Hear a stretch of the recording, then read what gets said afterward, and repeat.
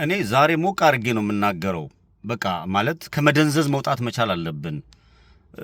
በተለይ ኢትዮጵያዊ ነኝ የሚል ማንኛውም ኢትዮጵያ የቆመበትን ያለበትን በሀገሪቷ የሚፈጸመውን ነገር እያንዳንዱን ጠንቅቆ ማወቅ አለበት። በእኔ ላይ ካልተፈጸመ ድረስ በሌሎች ሰዎች ላይ ሲፈጸም አይመለከተኝም የሚል አካሄድ ኢትዮጵያዊነትን የሚገልጽ አይደለም። በተለይ በኢትዮጵያ ኦርቶዶክስ ቤተክርስቲያንና በአማራ ላይ እየተፈጸመ ያለውን ነገር መመልከት በቂ ምላሽ ይሰጣል። አማራ ከሆንክ ሙስሊምም ሆን ክርስቲያን የሚፈጸም በደል እኩል ነው፣ ልዩነት የላቸውም። ትጨፈጨፋለህ፣ ትገደላለህ። ትልቁ ጠላትነት ሀገር መውደድ ነው። ሀገራቸውን የሚወዱ እያንዳንዳቸውን ሙስሊም ሆነ ክርስቲያን ሆነ ምንም የሰው ልጅ ከሆነ በዛች ሀገር ውስጥ እየተገደለ ነው። ሰዎች ስራቸው እየተነቀለ ነው ያለው። የሰዎችን ስር መነቀል አይቶ እንዳላየ ዝም ብሎ መጓዝ ሃይማኖተኛ ነኝ ወይም ደግሞ እኔ ለሃይማኖቴ ሟች ነኝ ብሎ ማለት ተገቢ ነው ብዬ አላስብም። ተቀባይነት የለውም። በየትኛውም አቅጣጫ ቢሆን ለኖርክለት ለምትኖርበት ዓላማ ለዛ ሟች መሆን መቻል አለብህ። በተለይ በሀገር ጉዳይ፣ በተለይ በሃይማኖት ጉዳይ። ከዛ ውጪ የሰው ልጆች ሲሞቱና ሲጨፈጨፉ፣ ቤተሰብ ሲበተን፣ ትላልቅ ሰዎች ማረፊያ ሲያጡ፣ ሕፃናት ሲገደሉ፣ ሴቶች ሲደፈሩ አይመለከተኝም ጆሮ ዳባ ልበስ ብሎ ሃይማኖተኛ ነኝ፣ ሀገሬን እወዳለሁ፣ ኢትዮጵያዊ ነኝ ብሎ መጓዝ ተቀባይነት የሌለው ለገዳይ ተባባሪ መሆን ነው።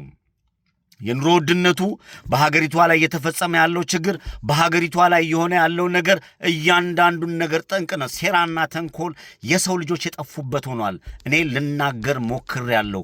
ያልተናገረውበት ያላወራሁት ያልረገጥኩት ነገር የለም። አዋቂ ነኝ፣ ተቆርቋሪ ነኝ፣ እኔ እንደዚህ ነኝ።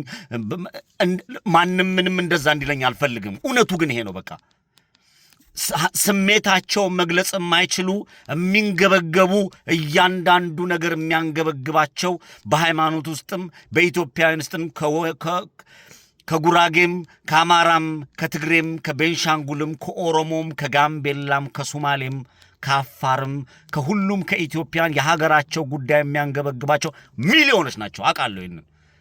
እውነቱን ግን አደባባይ ላይ አውጥቶ የሚናገር ስሜታቸውን መግለጥ እየከበዳቸው ብለው ሆዳቸው እንደ 9 ወር እርጉዝ ተነፍቶ ሆዳቸውን አሟቸው እየየ እያሉ የሚኖሩ ሰዎች እንዳሉም ጠንቅቄ አውቃለሁ። ይሄን እናውቃለሁ። እውነቱን የሚጋፈጥና ውንብድና ላይ የተሰማራ በጣም በርከት ያለ ሰው እየተመለከትኩ ነው። ስለ ሀገር ተቆርቋሪነት ለተራበና በላለን የሚሉ ጌም የሚጫወቱ ሶሻል ሚዲያ ላይ ቁጭ ብለው በአቋራጭ መክበር የሚፈልጉ የህዝባቸው ችግርና መከራ መረገጃ ያደረጉ መርካቶ ገበያ ያደረጉ በርከት ያሉ ሰዎች አሉ። ዋጋ ስላልከፈሉ ነው። ኢትዮጵያኖች ዋጋ እናስከፍልም፣ ለወንበዴም ዋጋ እናስከፍልም፣ ለቀማኛም ለነፍሰ ገዳይም ዋጋ እናስከፍልም። ዋጋ መክፈል ያለባቸው ሰዎች ዋጋ ስላልከፈሉ ውንብድናው ቀጠለ፣ ግድያው ቀጠለ። ነግበኔ ነው።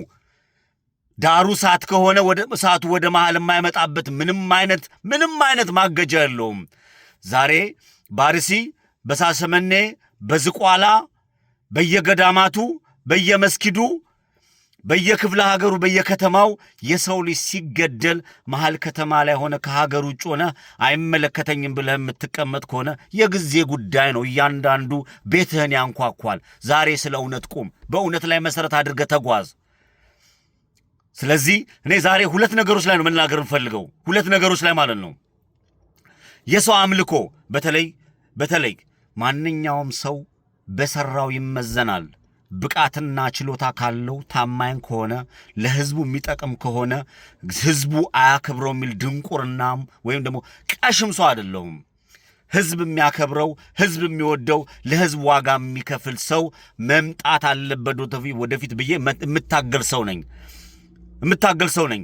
በሴራ በክፋት በተንኮል ወንድሙን ገሎ በሬሳ ላይ ተለማምዶ ንጹሐንን እያሸሸ የፖለቲካ ሴራ በመስራት በተለይ የአማራ ፖለቲካ ላይ ወደፊት መጥቼ የሀገሪቱንም የኢትዮጵያንም የአማራንም ፖለቲካ አቆጣጠራለሁ፣ የወንበር ጥማተኝነቴን እወጣለሁ ብሎ መጋዝ የኋላ ዋጋ ያስከፍላል። እያንዳንዱ አማራ አይኑን ገልጧል። እያንዳንዱ ኢትዮጵያ አይኑን ገልጧል። እያንዳንዱ የእምነት ተከታይ አይኑን ገልጦ እየተመለከተ ነው።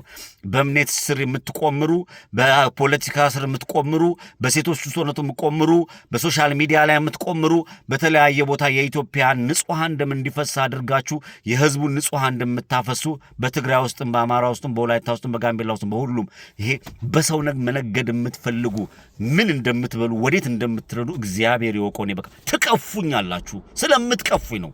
ስለ ኃጢአታችሁ አይደለም እየተናገርኩ ያለሁት። ሁሉም ሰው ኃጢአተኛ ነው። እየተናገርኩ ያለሁት በሰው ደም እንዴት አድርጋችሁ እንደምትነግዱና እንዴት አድርጋችሁ እንደምትሸቅጡ እንዴት አድርጋችሁ የህዝብን ደም እንደምትመጡ ነው እየነገርኳችሁ ያላችሁት። ይሄን የምታይ ግን በተለያየ ዓለም ላይ ተቀምጠህ እኔን ከነካኝ እኔ ከሞቱ ሰርዶ አይብቀል አይነት ጨዋታ የምትጫወት ሃይማኖተኛ ነኝ የምትል ካለ ዋጋ ትከፍላለህ። በተለይ አላፍ ዝማሬ ብላችሁ ነጭ ወጣችሁ አደባባይ ላይ በንጹሃን በኦርቶዶክስ በሃይማኖት ተከታይ በአባቶች በሚታረዱ በሚገደሉ በሚረሸኑ በየቀኑ ቤተክርስቲያን የቅዱስ ሚካኤል የቅዱስ ገብርኤል የእመቤታችን የቅድስት አርሴማን በለው የኢየሱስ ክርስቶስ መስቀል ወይም ደግሞ ስጋው ደግሞ የሚፈተትበት ላይ ወንበዴና ወሮ በሎች ገብተው እንደፈለጉ ሲዘንጡበት በተለያየ ዓለም ላይ እንደ ሃይማኖተኛ ተደብቀ አይመለከተኝም ብለህ የምትጓዝ ከሆነ አላፍ ዝማሬ ብለህ እዛ አደባባይ ላይ ወጥተህ ስላሰበሸብክ ጸድቃለሁ ወይም ደግሞ ሃይማኖተኛ ነኝ ብለህ አደባባይ ላይ ራስን ማጋለጥ ራስን ማውጣት ያሳፍራል። ታፈርኩባችሁ። እኔ አላፍ ዝማሬ ወጣችሁ አፍሬባችኋለሁ። በእርግጥ የፖለቲካ ሴራው ከባድ ነው። እንዴት አድርጎ መታነቅ እንዳለበት በሃይማኖት ውስጥ ያለው ማህበረሰብ እንዴት መያዝ እንዳለበት አብይ አህመድ ሰርቶ ጨርሶ እያንዳንዱን አንቆ እንደያዘ እረዳለሁ። ቢሆንም ግን ሃይማኖት ነው። ካህን እየታረደ ጳጳስን በጥይት የመታ ቤተ ክርስቲያኑን በወረበሉ አስከብቦ ሲኖዶሱ ውስጥ ወንበዴዎቹን አስገብቶ ያችን ቤተ ክርስቲያን ሲቆጣጠራት የሙስሊም መስጊድን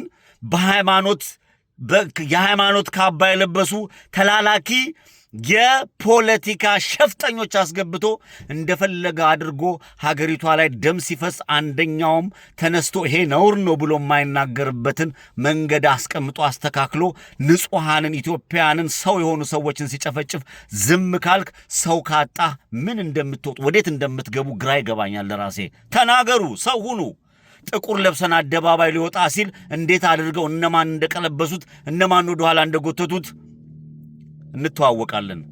ማህበረ ቅዱሳን ምን ላይ ናችሁ? የት ናችሁ? ምን እያረጋችሁ ነው? ዲያቆን ሄኖክ ኃይሌ ምን እያረክ ነው? የት ነው ያለው? ሶሻል ሚዲያ ላይ ገንዘብ እንሰበስባለን የምትሉ ለየቤተ ክርስቲያን ወይም ደግሞ ለቤተ ክርስቲያን ማሰሪያ ገንዘብ እንሰበስባለን በዚህ በቲክቶኩም በሶሻል ሚዲያውን ስታጨበረብሩ የምትኖሩ የስላሴ ባሪያና በአምሳሉ በስላሴ አምሳል የተፈጠረ የሰው ልጅ ቤተ መቅደስ ነው። የሰው ልጅ ሲፈርስ ያልተናገራችሁ እያንዳንዳችሁ እንተዋወቃለን። እያንዳንዳችሁ እኔ ለምእመኑ ነው ማስተላለፍ ፈልገው ለኢትዮጵያ ኦርቶዶክስ ቤተክርስቲያን ምእመን፣ ለኢትዮጵያ ሙስሊም ምእመን ረድ የሚል ሃይማኖት ካለ ሌላ ጉዳይ ነው። ጨፍጭፍ የሚል ሃይማኖት ካለ ሌላ ጉዳይ ነው።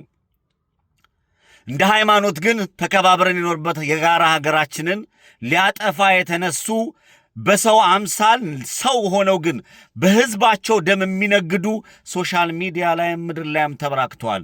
ቆም ብላችሁ አስቡ። አላፍ ዝማሬ በለው ድምጻችን ይሰማ በለው ዋጋ ለከፈልክላቸው በአደባባይ ላይ ሲበግጡ ይሄ ሲማግጡ በህዝባቸው ላይ ይሄ መማገጡ በህዝባቸው ደም ላይ ሲቀልዱ የምናያቸው ፊገር የሆኑ ሰዎችን እያንዳንዱን እንደምትመለከት ልትናገሩ ይገባል የሚል አቋም አለኝ። የት ናችሁ? አርሲ ላይ ሲረሸን ሲገደል፣ ዝቋላ አቦ ላይ ሲረሸን ነጭ ለባሾች የት ናችሁ? በየአቅራቢያው በየቦታው ያላችሁ ያሳፍራል። ስላፈርኩ ነው። ቀብራቸውን እለጥፍላችኋለሁ እዚህ እንዴት አድርገው እንደሚቀበሉ እንዴት በየጉድጓዱ እንዴት እንደሚከተቱ እንዴት መከራቸውን እንዲያዩ። ተከበር። እንደ አማራ ያጭበርባሪና የወንበዴዎች የጎጠኞች መናኸሪያ አድርጋችሁታል። እንደ ኢትዮጵያ በኢትዮጵያ ካባ ተደብቃችሁ ሴራ የምትሸፍሩና ሴራ የምትሰሩ አላችሁ።